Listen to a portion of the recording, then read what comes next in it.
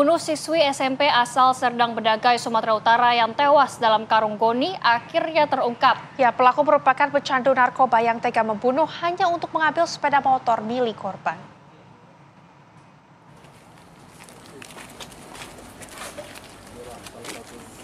Pelaku pembunuhan sadis seorang siswi SMP berusia 13 tahun bernama AS yang ditemukan tewas dalam karung goni di Dusun 3 Desa Lubuk Basan, Kecamatan Pantai Cermin, Serdang Bedagai, Sumatera Utara, akhirnya terkuak.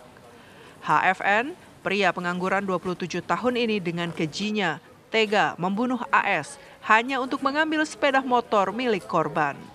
Pelaku diketahui merupakan pecandu narkoba dan tinggal tidak jauh dari kediaman korban.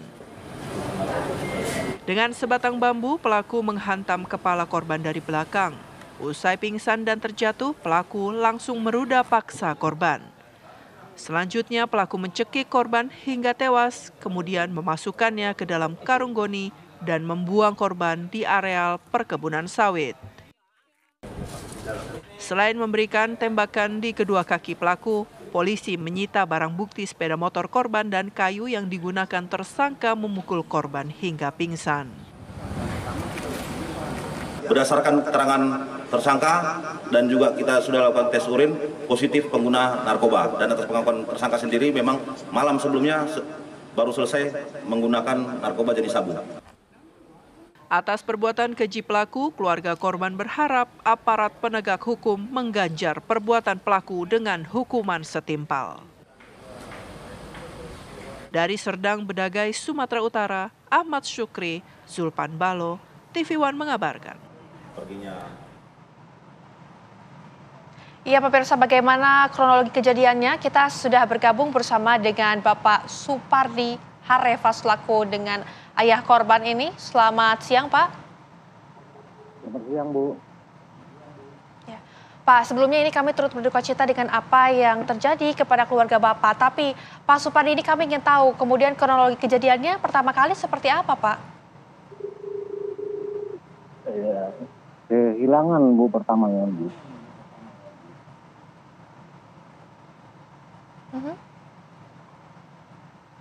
Kehilangan, dicari-cari pun nggak jumpa, dicari kemana-mana pun nggak jumpa, Bu. Siang malam dicari pun nggak jumpa.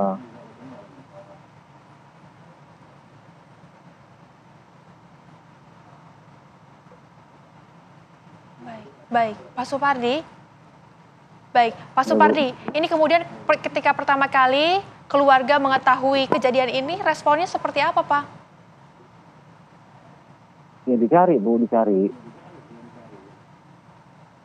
Cari dia dugaan dia itu diculik, Bu, bukan. Oke Pak, ini informasinya kan pelaku sudah tertangkap. Apakah korban atau mungkin keluarga ada yang mengenali pelaku ini, Pak? Nggak ada, Bu. Nggak ada yang kenal. Berarti Bu. tidak ada hubungannya sama sekali dengan pelaku ya, Pak? Nggak ada, Bu. Baik, Pak Supardi, ini kami juga ingin tahu kemudian komunikasi terakhir dengan korban seperti apa, Pak? Mungkin bisa diceritakan? Komunikasi terakhir. Nah, itu loh, dia sekolah jam 7 itu kan. Terakhir dia kusuruh beli minyak. Disuruh, bisa belikan minyak ayah setengah liter, gue bilang gitu sama si korban ini.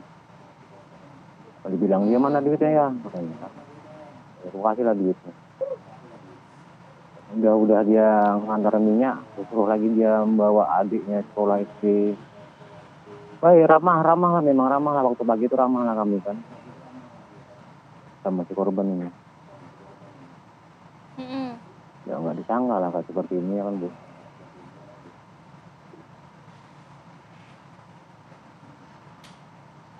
Bapak, setelah berapa lama Bapak baru menyadari bahwa anak Bapak ini hilang? Sekitar 1 malam, Bu. Kemudian ketika Bapak menyadari anak Bapak hilang, apakah Bapak langsung melaporkan ke polisi atau berusaha untuk mencari dulu bersama tetangga atau keluarga, Pak? Mencari dulu, Bu. Mencari dulu baru melapor ke polisi. Baik. Pak, ini kami mendapatkan informasi kalau kemudian pertama kali anak Bapak ini ditemukan begitu jasadnya oleh pamannya. Ini keterangan dari pamannya sendiri kepada Bapak seperti apa, Pak? Orang tua waktu itu kan sore jam-jam 4:30 sama-sama mencari orang itu, Bu. Sama-sama mencari satu rombongan kan begitu kan.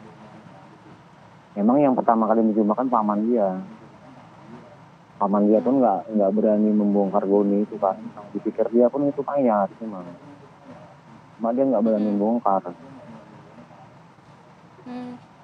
Bapak, apakah anak Bapak sering mengendarai motor sendirian Pak untuk pulang pergi dari dan ke sekolahnya? Sering dia sendirian. Jalur yang dilewatinya itu memang jalur biasa yang ia gunakan sehari-hari Pak berarti? Iya Bu. Baik, Pak, ini artinya ada hubungan dengan curanmor begitu ya. Apakah di lingkungan Bapak ini curanmor tersebut memang sering terjadi atau seperti apa, Pak?